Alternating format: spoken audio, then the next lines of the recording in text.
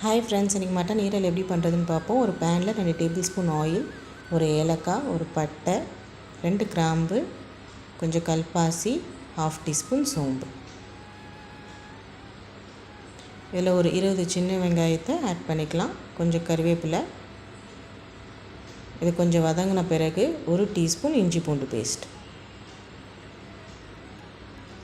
இது நல்லா பச்சை வாசம் போகிற வரைக்கும் வதக்கி எடுத்துக்கலாம். இப்போது 200 கிராம் மட்டனை இதில் ஆட் பண்ணுறேன்.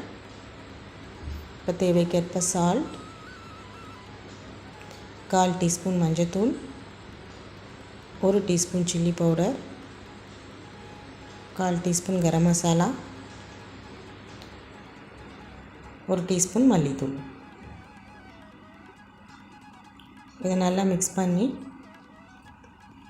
1/2 டம்ளர் போல் தண்ணி ஆட் பண்ணிக்கலாம். மூடி போட்டு ஒரு 10 நிமிஷம் போல் குக் பண்ணி எடுத்துக்கலாம். இப்போ கொஞ்சம் நல்லா குக் ஆகிடுச்சு. இன்னும் 2 to 3 மினிட்ஸ்க்குள்ளே இறக்கிக்கலாம். இதோட நான் ஒரு 1/2 டீஸ்பூன் போல் பெப்பர் ஆட் பண்ணிக்கிறேன். உங்கள் காரத்துக்கு ஏற்ப நீங்கள் பெப்பர் ஆட் பண்ணிக்கலாம்.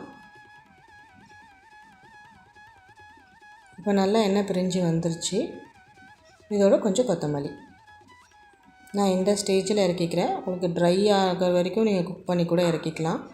இந்த ரெசிபி பிடிச்சிருந்தா லைக் பண்ணுங்கள், ஷேர் பண்ணுங்கள், கமெண்ட் பண்ணுங்கள். சேனலை சப்ஸ்கிரைப் பண்ணிக்கோங்க ஃப்ரெண்ட்ஸ். தேங்க்ஸ் ஃபார் வாட்சிங்.